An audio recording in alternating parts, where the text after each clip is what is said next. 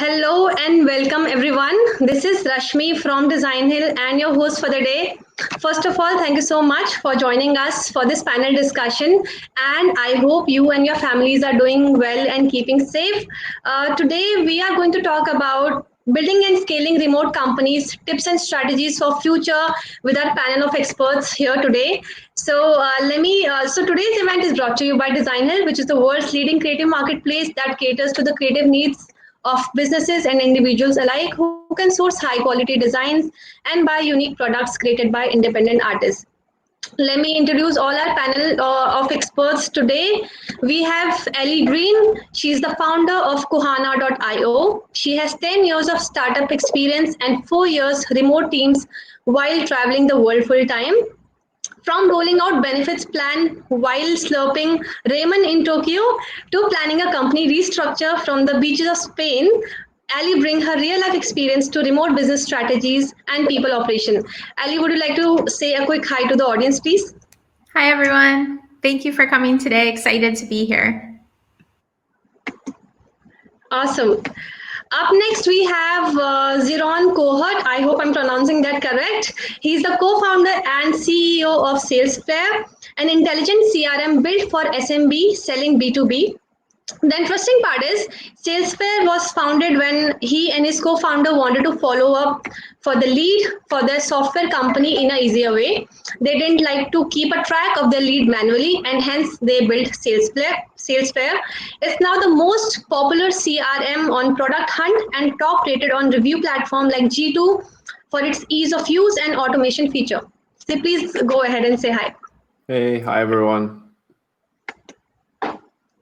Next we have is Khalid El Khatib. He is the VP of Marketing and Communication at Stack Overflow, which is one of the 50 most popular websites in the world and with a SaaS collaboration tool. Prior to Stack Overflow, Khalid led global distributed team at consulting company and WPP Ads agency where he worked with a portfolio of clients that included TED, Xerox, and Motion Picture Association. Khalid. Hi, everyone. Last but not the least, we have Shasha. She is the CEO of Virtual Work Insider, a consultancy that coaches organizations to work seamlessly across any distance. Shasha has 18 years of business leadership experience at a Fortune 500 company and 8 years of experience leading large geographically distributed teams fully remotely. Shasha, unmute yourself, Hi, everyone. please. All right. So before we start this session, let's quickly look at what Designhill is all about, and then we'll jump right back. Need to get your parents off your back? Head to the world's #1 creative marketplace, Designhill. When I started my photography business, I needed something that said this was more than just a hobby. It's not a hobby, Mom. That's why I went to Designhill and got an amazing logo super fast at a price I could afford. The process was easy using Designhill's logo maker. Just enter the name of your business, then pick out a number of designs that inspire you. I'll pick this one and that one looks cute. Then pick your colors or let the system decide. Add some more info like a slogan, the industry your business is in, and your budget. The logo maker, using machine learning and artificial intelligence, will design thousands of logo variants that you can choose from and adapt. In fact, I was able to get everything from business cards to t-shirt design and complete social media kit, all with the click of a button. With that, I'm all set. Now everyone I meet knows I'm a legit photographer. Even my mom. It's real. That's decaf. Let the world know it's real and build your brand with Designhill.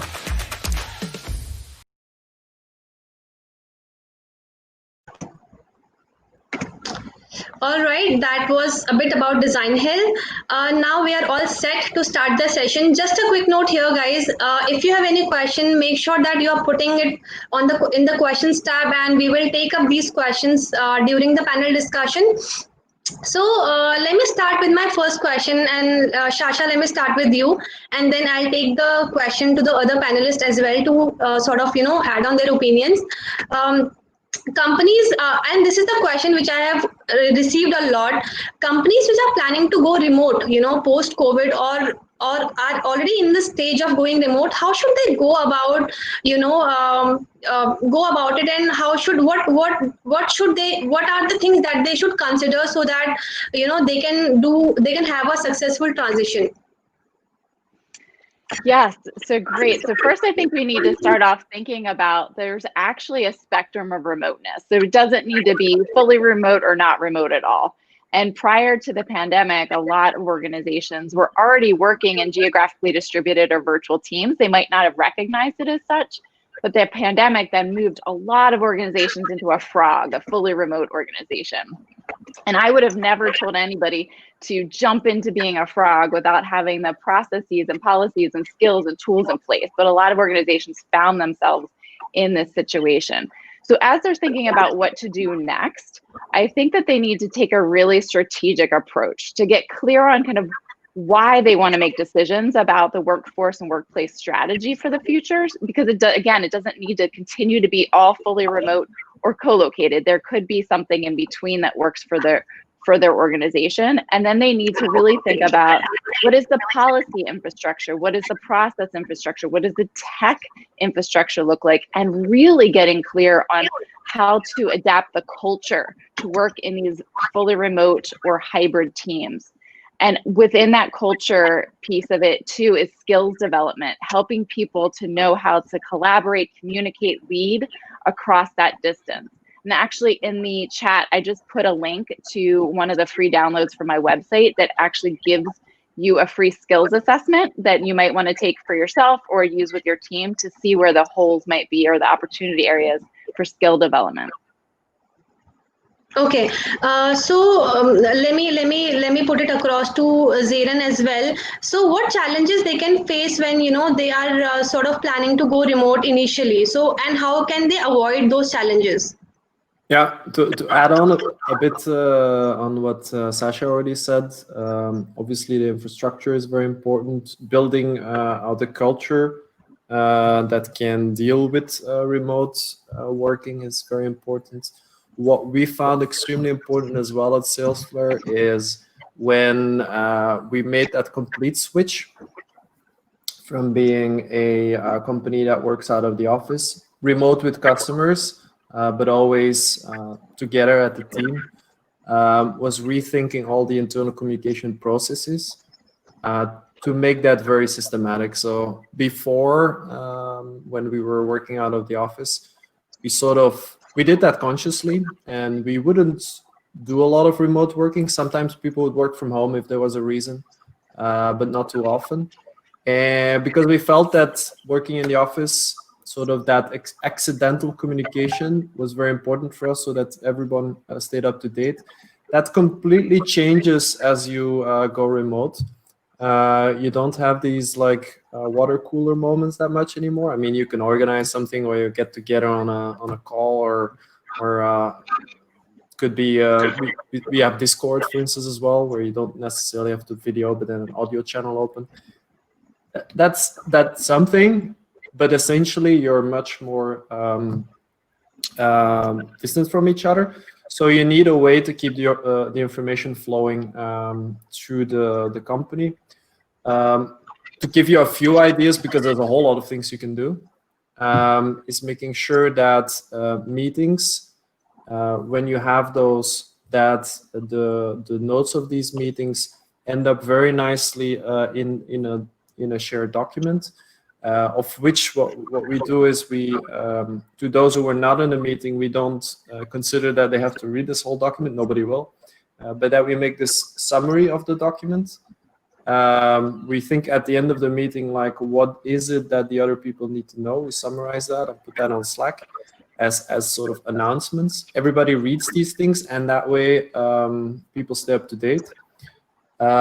We have things like daily stand-up meetings, where everybody shares what they did the day before and what they do that day, which is very interesting to sort of get discussions going and always make sure that people stay aligned. And then there's more on a weekly or bi-weekly basis. We have operational meetings where we plan what we're going to do. and more on the more monthly or tri-monthly or something, more strategic meetings. And those are all placed in such a way that a lot of decisions are taken in those, and then in between, we don't need to have these huge discussions in Slack, because that doesn't work. I think a tool like Slack or Microsoft Teams or so is not meant to have a very deep discussion. Quick ones, but not the very extensive ones. Okay, so we talked about communication, we talked about team meetings, and I'm definitely going to come back to those questions in detail. We will be talking about it. I have those list of questions with me. So Ellie, quickly adding to that question, I see this one question in the questions tab as well, which resonate with the question that I have, which is about what sort of companies could be better to start remote during or after pandemic. Like, can we categorize them in terms of industry? Can we categorize them in terms of the services are they're offering? How should people figure out that whether this is the right I'm in the right industry to go remote? Yeah, so I think when thinking about all of the potential industries and what are better serviced for remote, I think the most clear-cut line you have is what are the industries that knowledge workers are able to draw on their insights and the freedom of their own time and location to be inspired and use that inspiration and knowledge to further the product or service their business is offering. It's quite hard to make certain things remote. If your car breaks down and you need a mechanic, trying to do that, with someone over Zoom is something I personally don't want to try. So I do think that it is important to acknowledge the privilege of the remote shift for knowledge workers. In terms of timing, I've been working remotely for almost 5 years now, and I think that companies during, before, and after the pandemic can always be prepared to go remote. The advice that I would have for those companies that are thinking about it or exciting about it, and I love acronyms, thinking about that frog example, which I love. And another acronym I think companies that aspire to be remote should do is they really have to bet on remote. And what I mean by that is they need to think through the behaviors, what will be rewarded in a company culture, what behaviors do you want to make sure people are replicating virtually, and how do your behaviors naturally change when you're forced to build relationships through tools like the tool we're using today in video conferencing instead of spending time in person. The expectations, what types of office hours, what should people keep, what will be the cadence of communication, what does done or success look like for a certain project. And once you figure those things out, then starting to think of tools and technology. And I'm a big advocate of meeting people where their level of expertise is with tools. And so if you have a company that skews slightly older and people are a little bit scared of all the new technologies like Slack or Zoom, you can do a lot just by being intentional with phone calls, with email, with tools that people already know and evolve over time. So what I think is more important is how do you use those tools? What are the norms around them? Things like security policies that will protect the company's data, the type of documentation so that you aren't relying on a certain person that might be in bed or dealing with a family emergency or sick when you need that information now. And again, communication standards. All right, that's interesting. Let me take the next question to Khalid. Khalid, what do you think? What are the most scariest part when it comes to deciding going remote? So people, of course, every decision has some pros and cons. So what are some rewarding parts, and what are some scary things that people should be aware of? Well, I think that it requires an investment to do remote right. My company was 40% remote before the pandemic, and my team was 60% remote. So we're 100% remote today. And what I think is important to consider is this isn't remote business as usual. There are people who don't want to be remote, who are remote today, and we've had to evolve our policies accordingly. So for example, we implemented a caregiver policy for folks who have kids where daycares are closed, or elderly parents where care facilities are closed or not safe, that allow for them to work flexible hours. We've provided internet stipends, office stipends, yoga and meditation classes, cooking classes to sort of help people de-stress and cope with the fact that this is remote in a pandemic, not just work from home. And so I think that's an important consideration to make, and it requires both an investment and a lot of flexibility on an executive or CEO's behalf to sort of say, I'm okay with someone with 2 kids at home starting work every day at 10 or taking a 3-hour break in the middle of the day. And I think in addition to that, something that's already been discussed, but there are enormous considerations here with regard to things like a VPN. So because I work for a technology company, a lot of CTOs and CIOs were coming to us on that first in March and April in the US when we went remote initially to say like, hey, how do we all get thousands of people around the world onto a VPN? How do we scale our servers? How do we invest in the cloud in a way that's scalable? And so I think that having a sort of pragmatic conversation around the investment from a monetary and technical perspective, but also from a people perspective is really important. I think that's a great point that you have, mentioned here, and especially I love that point wherein you talked about, having that yoga meditation classes. It's just like in having in-office fun and shouldn't look like remote. Let me take it to Shasha. What do you think, Shasha? What is the rewarding part of going remote, and what is the scary thing about it? Well, I think that it opens up a lot of great opportunities in terms of getting the best talent from anywhere. So if you think about, my background is in marketing. I worked 18 years within agency side and then 14 years at the Clorox company, the $6 billion company that's located in Oakland, California. So the San Francisco Bay Area of California, where it's very expensive to live. Well, if this opens up now, getting talent from anywhere that you don't have to require people to relocate to this really expensive of high cost of living area, your business is going to improve because of that. So I think that is a rewarding part. I think increasing employee engagement, reducing turnover by allowing more flexibility than was ever given before. In my case, back in 2010, so I've been working remotely for 10 years now. I became this remote work pioneer for this large company. They hadn't allowed that before. And it definitely increased my engagement with my work because I had this extra level of flexibility to live where I wanted to live and keep the job that I loved. And so because of the pandemic, I think that it's accelerated for a lot of senior leaders thinking about this differently, thinking about where they used to put up these barriers around, no, you need to be within a geographically close location to headquarters. Now, what does this mean? But it really does, back to kind of the scary part, it's a huge culture shift. It is a mindset shift, a culture shift. And back to skills training, a lot of people have been very well trained on how to lead people within earshot and eyeshot of each other. And it is a big difference now to be leading, communicating, collaborating across distance. And that's what I do a lot of my training programs around, is taking all of those normal leadership skills and putting that twist of distance and helping people to understand how they have to behave differently, use tools differently, use their communication skills differently. All right. So here, Shasha talked about communication and some tools. My next question is related to that only, and I'll take it to Jiren for to answer that question. So communication is the key for any business, right? Having an effective communication in place not only increases employee productivity but keeps things sorted. So when it comes to remote work, how can an organization ensure that the communication is very, very effective and that there is no lag in communication? Jiren. Yeah, I think it's important there to sort of make a distinction between synchronous communication and asynchronous communication, and to make the right choices there.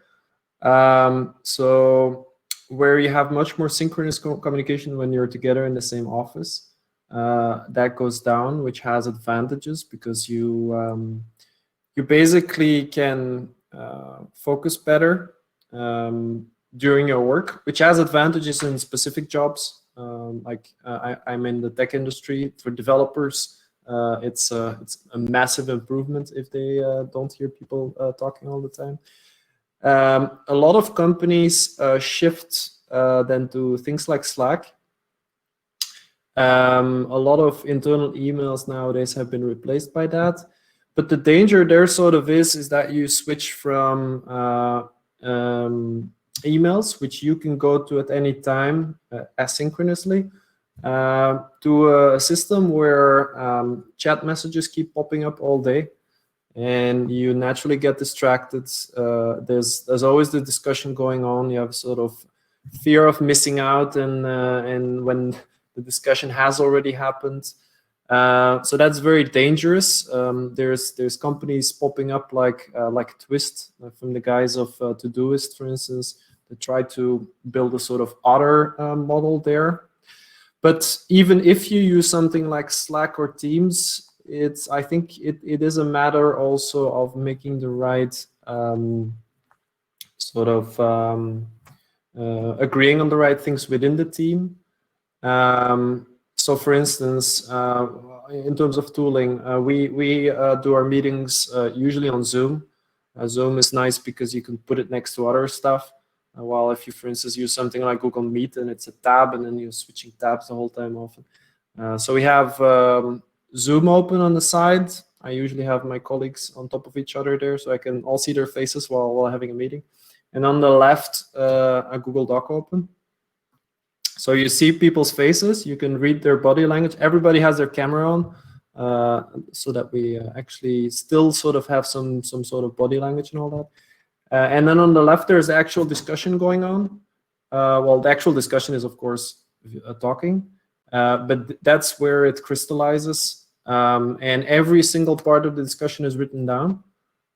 Even if we decide not to do stuff, we document why we don't do it.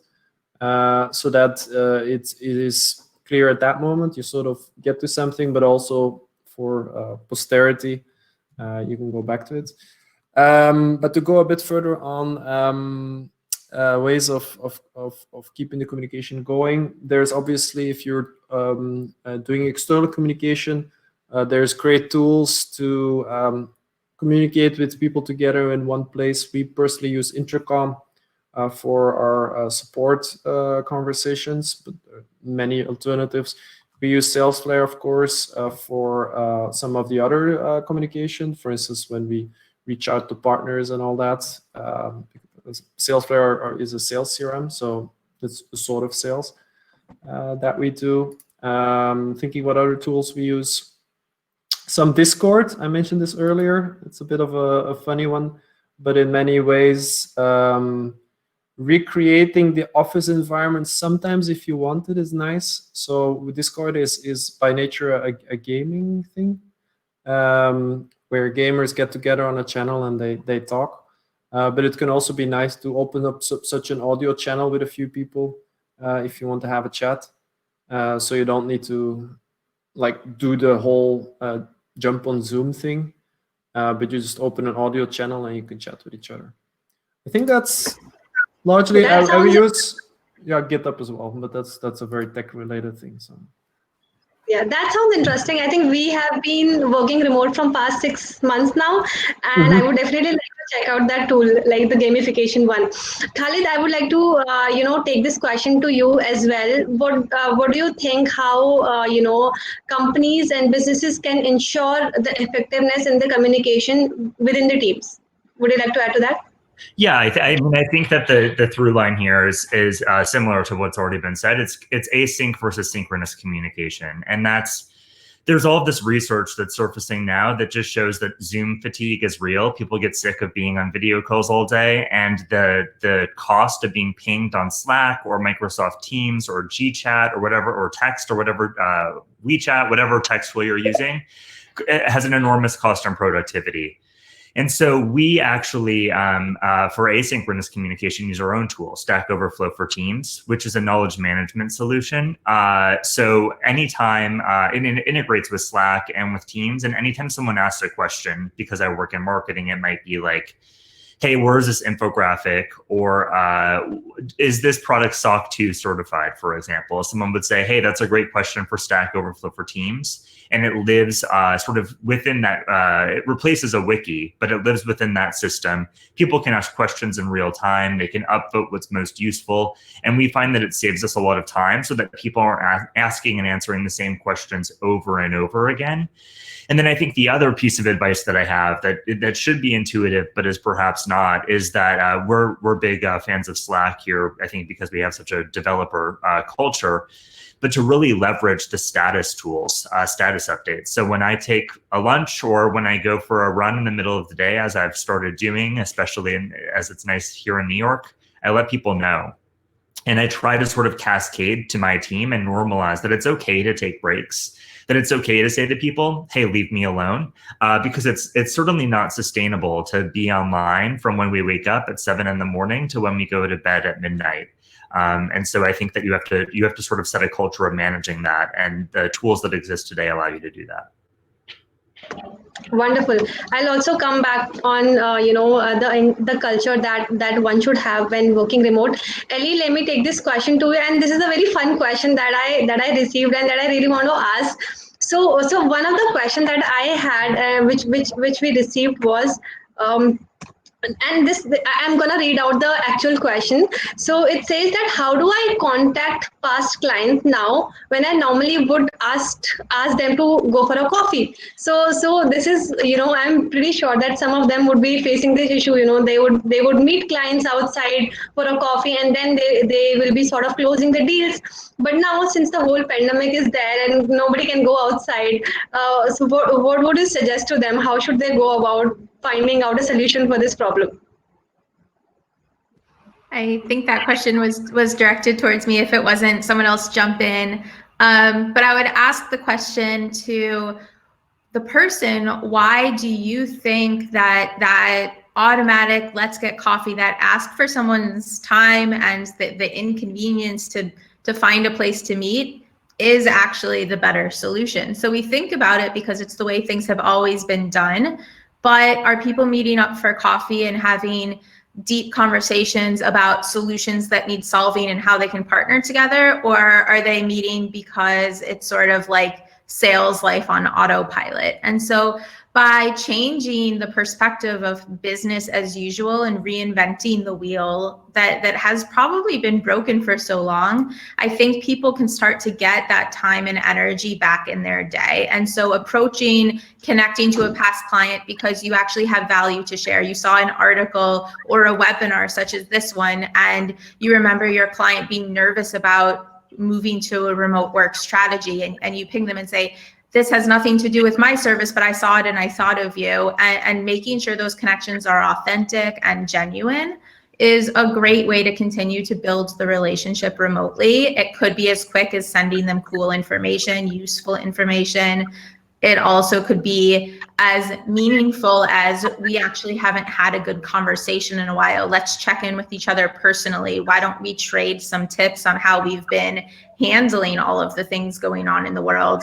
And then if and when it's appropriate, you can do things like product demos virtually. Even better, you can do things asynchronously when it comes to product demos. Create a video of you using that product. Let your client look at it in their own time when they have the brain power to focus on it, and offer up a few opportunities when they can come back to you synchronously with questions. So I think it's all about being creative and authentic when it comes to keeping those sales relationships alive. That's interesting. So we just have to be very, very creative and keep our mind open to think of more ideas. All right, let me take this next question to Sasha, and it is regarding employee engagement that cannot be neglected during these times. Sasha, what do you think? What hiring managers or leaders in an organization should do to keep their employees engaged? Khalid has mentioned some of the tips, like they guys are doing yoga and cooking classes. So what more can you suggest, and how should they go about doing all these activities? How should they make people participate? That is one of the big question. I have myself observed that during the in-office engagement activities also, a lot of people do not really come up for participation. So when it comes to remote, how should they go about engaging their employees? So I think we should step back and actually define what do we mean by engagement, because oftentimes when we say engagement, it drives everybody to think about the fun or having these virtual happy hours and things like that. But actually, it's more than that. So if you think about what engagement means, it means giving your all in your role. And it's statistically tied to productivity, employee retention, profitability. And there was a great study that was done. It was pre-pandemic, but it was done with 19,000 global employees by ADP Research. And it showed that employee engagement, as I just defined, was dismal. So if you worked on a team, it was 17% of your employees were fully engaged at work. The rest were just kind of showing up. And what they saw statistically, though, was to get that number up from 17% to 45%, was that you worked on a team and had deep trust in your leader. And that's what helped with this engagement. And what they defined as deep trust in your leader was that you're, as an employee, you know what's expected of you from your leader, and that leader can play to one's strengths, right? None of that is talking about virtual happy hours, right? So it's actually getting back to kind of the foundations of team culture, the foundations of creating a mission, creating a purpose-driven culture, creating your team values, reinforcing those values. And of course, having fun is part of that. But the piece of the fun, for example, should ladder up to reinforcing the values of the team. It should reinforce creating that trust between your senior leaders and the rest of the organization. So I think you actually need to have a really strategic approach to the activities that you're doing. And then to your question around how do you get people to engage with them? Well, I think it gets back to like making it really flexible, because I think Khaled might have said this earlier. This is not normal remote work. This is extreme work-life integration. As a parent of 2 school-age kids right now, it is an enormous amount of juggling going on right now. And so we can't expect everybody to be available at all times to even do the fun stuff. So we need to allow flexibility for people to engage when they can and opt out when they can't. That's a great point, and I will definitely take up the same question to the other panelists as well. Prior to that, let me give a quick shout out to Designhill for organizing this session, and we'll jump right back again.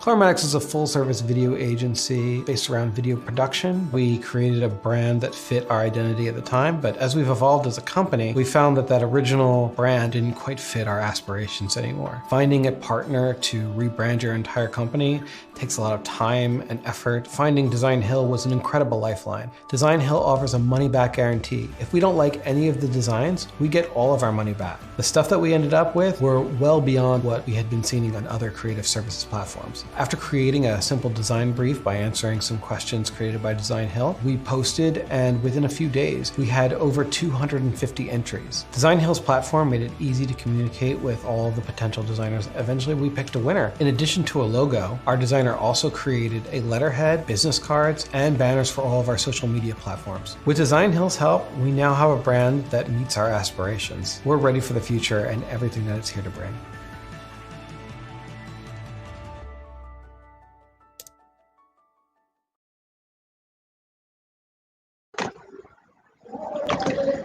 All right, so continuing with the employee engagement part, Jiren, let me continue this question with you. What activities or what sort of tasks that you guys are doing for your employees to keep them engaged?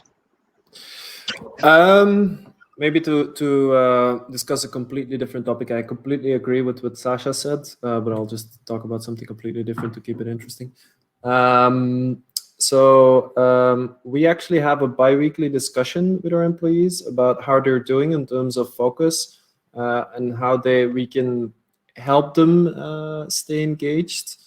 We had this discussion today as well, and I'll try to summarize some of the things that often come up. So one of the problems of remote work is that you don't really have this routine of going to work and back, which makes it very different for people to separate things. So some people in our team, for instance, they just jump out of bed and sit behind a computer and go. and at the end of the day, they find it hard as well to sort of make the switch, which then during the day makes that they're less engaged, especially if the place where they work is the place where they also sit to watch series and play games, and that's when it really goes wrong, because then they just feel like everything is a blur. So we help them to try to avoid that.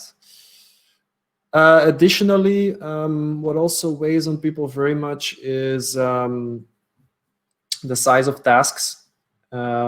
Feeling progress when you're working sort of by yourself without all the it's always important, but when you're really by yourself and you need to keep up that energy, it's very good to stay focused on seeing progress all the time. We give a lot of sales advice, and it also applies there. So for instance, if you tell a salesperson like this year you need to sell for 10 million, it's very hard to stay motivated based on that.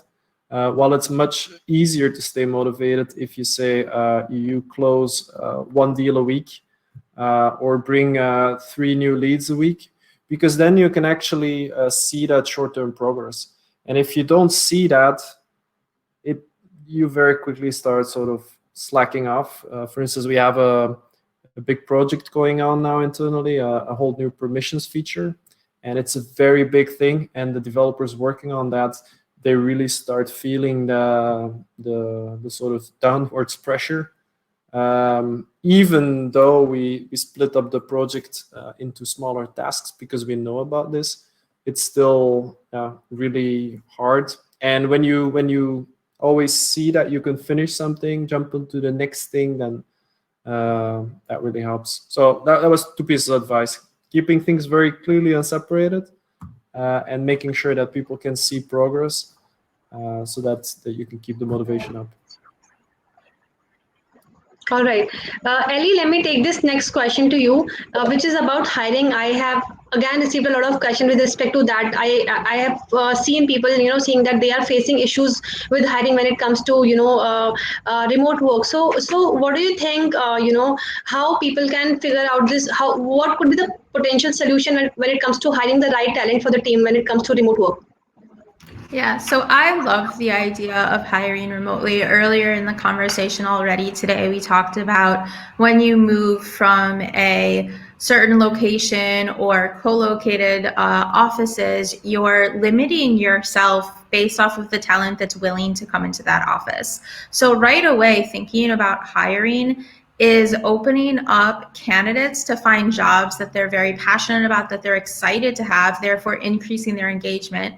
For employers, it really is allowing themselves to see the whole world as their candidate pool and making sure they are finding people who are excited to do that type of work, have the right skill set for that type of work, and it also offers an opportunity to increase their diversity.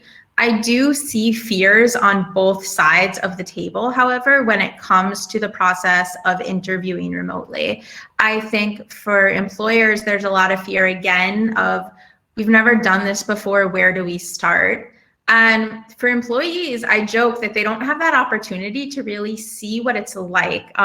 One of my favorite hacks when I was talking to people about interviewing in offices is go use the restroom at the office and see if people are coming in there and complaining about their coworker or their manager. Go to the place where people are having coffee, see if people are saying hi to each other or if they're ignoring each other, filling up their cup and going back to their desk. That's how you can see what types of conversations, what types of innovation happen in the workplace. By removing that opportunity, the best companies will remove the screen of mystery for candidates, because they're also interviewing the company. That it's a choice now on both sides as we continue to open up the world. And so what I think needs to happen is to make the interview process as realistic as possible in terms of the following: what type of work is the company expecting candidates to do, and give an opportunity a chance to say, I enjoy this work or I don't enjoy this work, gives employers opportunities to say this person can do the work or they can't do the work. It helps keep it more objective, remove some implicit bias from the process. There's various strategies that you can use to do that, such as take-home work assignments. The best companies, one of the things that I'm really proud of, are starting to pay for the effort to complete these projects, knowing that people are really putting in dedicated energy to do it. The other thing is giving glimpses into what it might be like to work there. And so considering a consulting to full-time hiring approach, or inviting people to join team meetings as an observer and have it be a two-sided interview and a conversation in that way, to make sure that before you enter this agreement, you understand what you're getting into and it feels like something that you can do, that you want to do on both sides. Thank you so much, Ellie, for sharing your insights. Khalid, would you like to add to to it? Like, you would like to share some best practices when it comes to hiring team remotely, and once the team is getting hired, once a candidate is into the system, how can organization go about making them comfortable and bring that trust factor on board? Yeah, I mean, I think Ali's tips on remote hiring were super comprehensive, so I don't have much to add there. I would say in terms of once someone's onboarded, I mean, having robust onboarding documents that people can view on their own time is really important, and that it sort of goes back to our asynchronous tool stack overflow for teams. Like everyone who's onboarded has everything in front of them that they can consume in real time. I think the other thing that I would stress that goes back to what I said earlier is that as companies increasingly embrace remote, whether that's a hybrid model or an entirely remote model, it's competitive out there. And I think that being remote used to be, for us at least, it was an incredible draw. We got a lot of talent from all over the world because there weren't a lot of remote technology companies. Especially jobs like SREs or sales folks. Most of those folks had to be in office. That's no longer true. So, again, I'll stress that people need to evolve their policies. They need to unlock budgets for employee engagement and other perks, because they're going to increasingly find that unless there's some sort of remote component, like an office stipend, internet stipend, things like that, they're going to likely lose talent to other sort of similar companies who are doing remote better. All right. Okay. So now we have mentioned about team culture and the company's vision in one of the discussions that we have had. So let's talk more about it. Let me take it to Shasha, and again I'll take it to the other panelists as well. Shasha, when it comes to hiring team remotely, how to go about maintaining that enthusiasm for the company's vision and culture within the remote employees? I think it's really important to make sure that you have a company mission. So depending on the size of your company, you might not have developed that yet. Or if you have one, making sure that it's really visible. So the mission, the corporate values, really visible, transparent. So I think GitLab came up a little bit earlier ago. They are a great example. They have their online employee handbook, for example. You can go there and see an example of very searchable, lots of information for people to be able to find on their own, kind of some of these cultural aspects, how we communicate together, what are our values. But then you need to be able to reinforce those values every day. So that's role modeling those values. That is recognizing people who are living those values.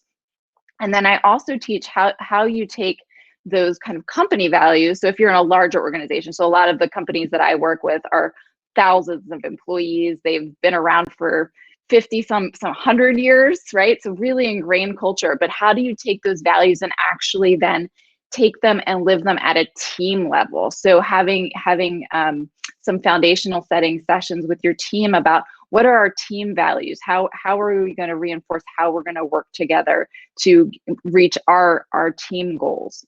And again, back to role modeling and to reinforcing through recognition.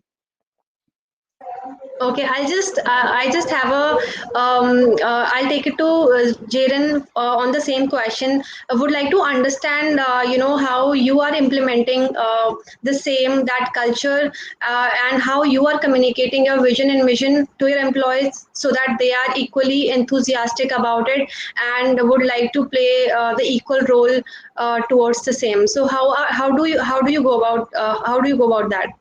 Yeah, to be very honest with you here, we built our culture before we were remote, and we're still with the same people. So I don't know whether we have the best example, but I think a culture is mostly built through action.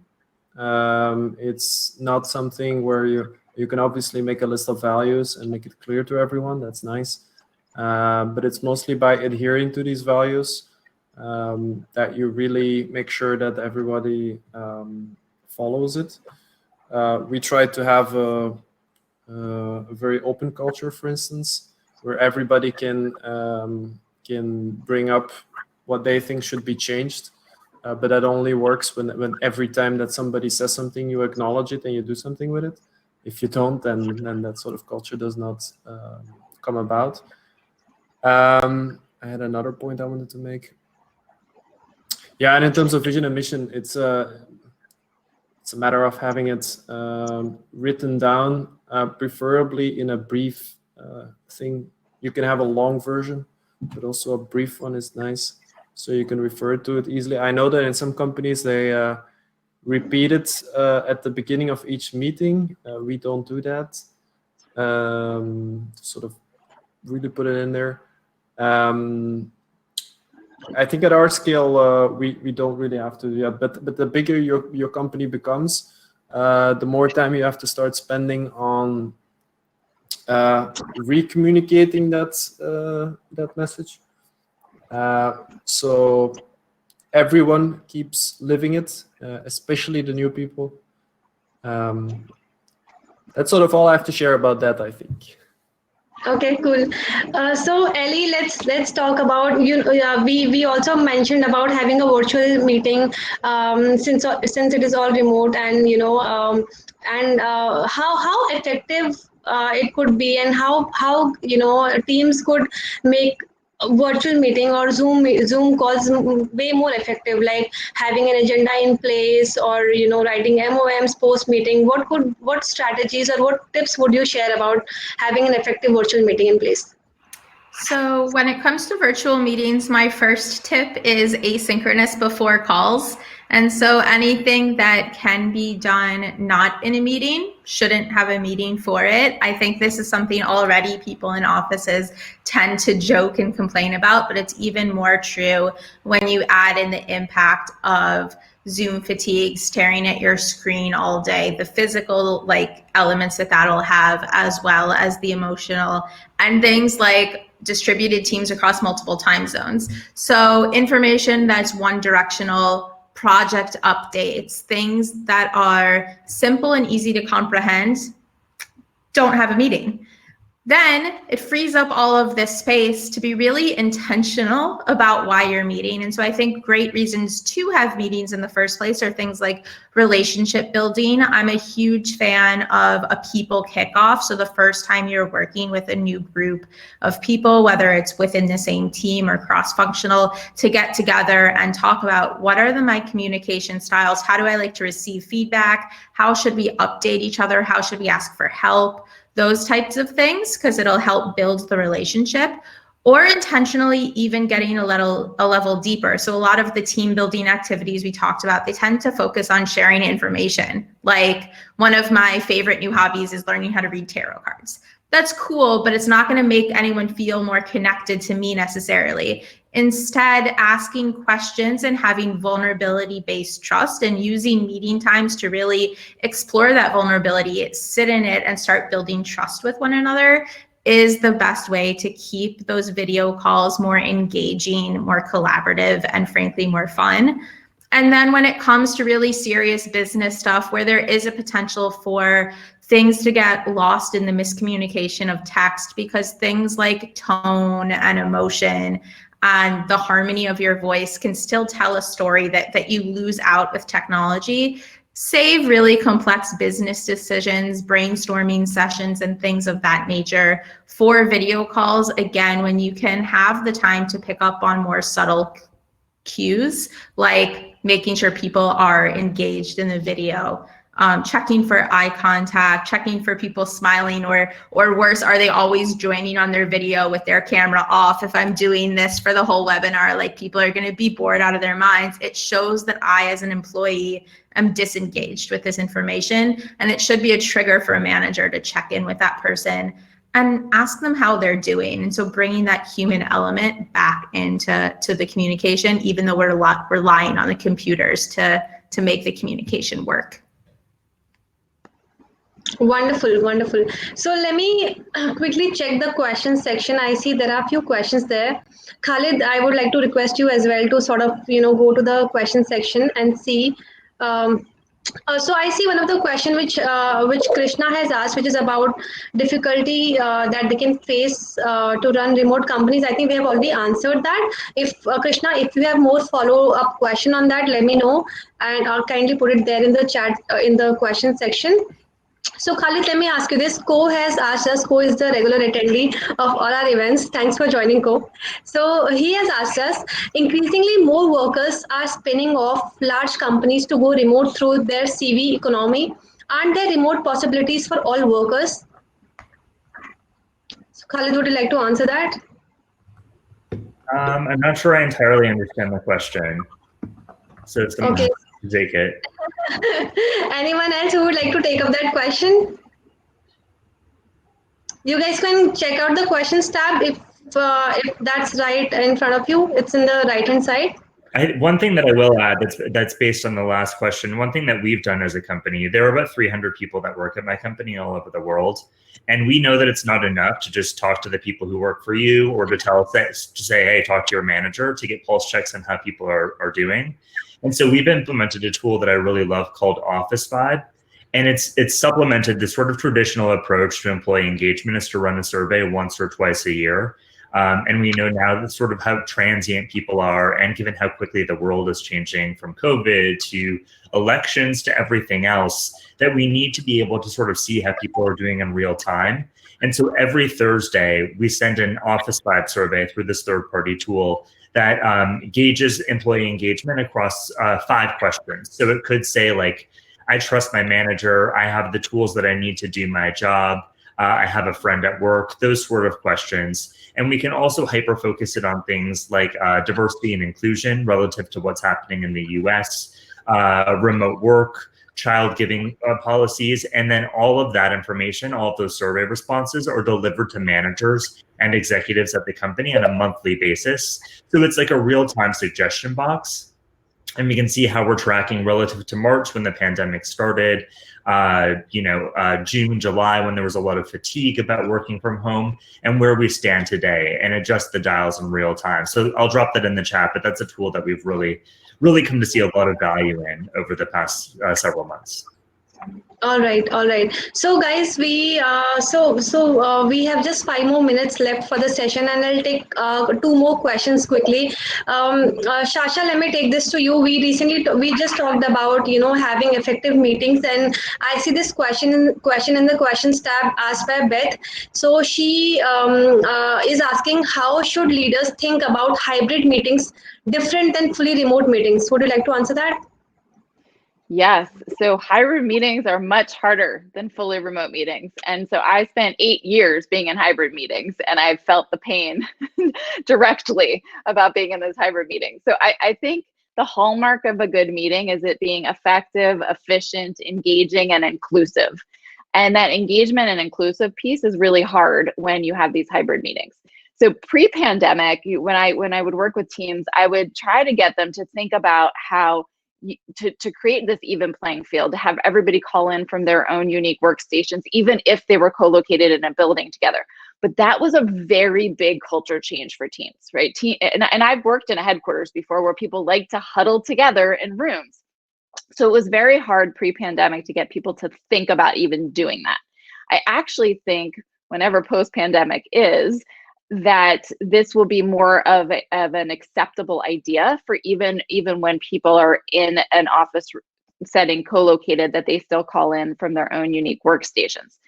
In the case that you do, though, still have these hybrid meetings, some of the tips that I provide include having a buddy in the room. So I was a remote work pioneer for the billion-dollar cleaning division of Clorox. So I was the only fully remote member of this leadership team, and everybody else was co-located in a room together. And so I would have a buddy in that room who could make space for me to be able to be heard, because sometimes it's really hard to break through the video, through the audio into the room. So I had a back channel to that person where I would say, hey, I'm trying to get a word in. Can you make space? And my buddy would say, hold up, guys, hold on. Sasha's trying to say something here.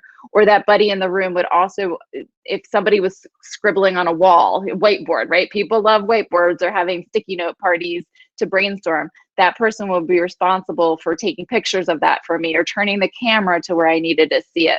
So having a buddy in the room will be helpful too. That's a great tip here. So let me take this question to Ellie, which is about employee engagement and productive employee engagement. We have already covered. Now let's talk about productivity. I'm sure a lot of remote companies would have this concern of how to keep their employees productive. So would you like to throw some light on it?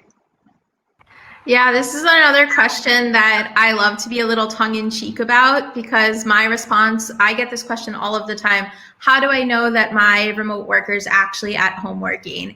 How do you know that your employee sitting at a desk from 8 a.m. to 6 p.m. is actually working? I had plenty of office jobs that I am proud to admit now, probably embarrassed to admit then, where there were moments that I was not actually working on that computer. I was sitting there looking at the time, waiting to be let go from my duty in the office. And so, as we've already shared so many data points about the engagement of remote workers being higher because they are allowed to have more autonomy, more flexibility, make this combination of life and work for them, there's a natural intrinsic drive to do better, to be excited about the results of the work, that if you start from a place of trust and not from a place of distrust, your employees will exceed your expectations. And this is not just an opinion I have. This has been proven in a lot of studies. Very recently, a group called the International Workplace Group did a survey, and businesses had confirmed that 85% of the businesses they surveyed said that flexible remote work policies have increased their productivity for them. I think to really make this work for you, again, it goes back to some of the building block concepts we've talked about throughout this webinar. Setting clear expectations. When are certain things due? What break down projects into milestones? How do you check in on those milestones? Proactively talk about what the obstacles will be and see who internally you can ask for help. A cadence of communication. So the adage of no news is good news is not true with remote work. Being overly transparent around this is where my project is at, this is what I got done, this is what I hope to accomplish next week. We're still on track to meet this external deadline is already a great, very simple script that your employees can use to check in asynchronously, to remove that need for micromanagement or other methods of really just managers not able to sit in their discomfort as they're learning how to trust people when they're not physically in front of them. That's a great point. Just would like to take it to Khalid as well to understand how he and the company is ensuring the employee productivity, and then I'll jump back to the last question of the session. I mean, you have to trust people. I think you look at output and you put performance reviews into place, peer reviews, 360s, but at the end of the day, you have to trust people to get their work done. So trust is the only key. All right. So moving ahead, the last question of the day. And I would like, this is an open question for to all the panelists here. So what do you think how the future of work look like post-COVID? Like a lot of companies have already, gone remote and have tried various tools of communication. But overall, what do you think how the future of work look like once this whole COVID situation is all over? I hope that happens soon, but yes. So let me start with Shasha, and then I'll take it to the others. So I believe the vast majority of companies, their future is hybrid. So it's not staying as a frog, it's hybrid. And as we talked a little bit already today, hybrid is even harder than being fully remote. Fully remote, you're on an even playing field at least. When you go back to being hybrid, you have what some unconscious biases that pop up. So distance bias, which is our brain's natural tendency to put more importance on the people and things closer to us than those that are further away. You have recency bias, our brain's natural tendency to put more importance on the people or things you've heard from or seen more recently. And that all makes for a very difficult org structure. But I think that's going to be the reality of it. And so as people are preparing for this future post-COVID, you need to be thinking about investing in upskilling. So making sure that your organization knows the right leadership and communication and collaboration skills to overcome these biases that I just mentioned. You have to create a location diversity and inclusion plan. So that's part of D&I that we don't usually talk about, but is now obviously come to the forefront during the pandemic. And then you should consider having a role, a senior role, which I like to call head of hybrid, actually, who is responsible for integrating across all locations, who's responsible for creating that workforce strategy and overseeing the execution. I know there are a lot of tech companies that are starting to create these heads of remote, but I actually would push that further and say a head of hybrid for most companies is even more important.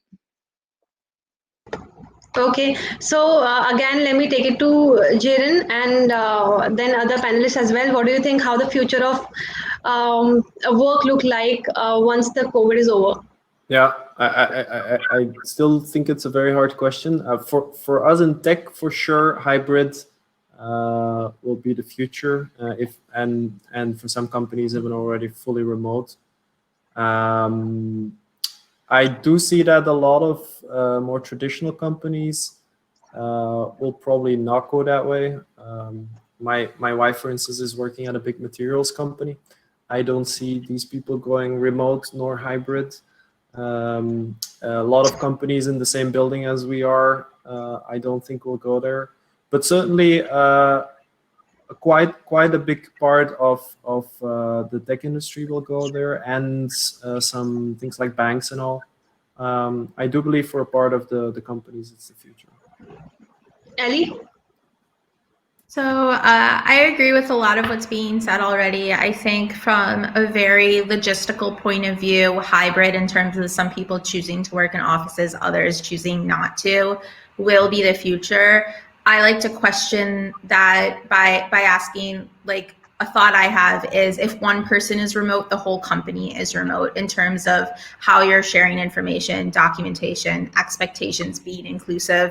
I think a lot of the points that the other panelists have brought up is important, but I do like this idea that if one person's not in the office, we have to think and act as if none of us are. With that said, really the basis of what I hope happens in the future is companies that are trusting their employees more, treating people like adults that are excited to push the service or the product forward, that because they believe in the vision, not because they're an employee and they're supposed to do X, Y, or Z.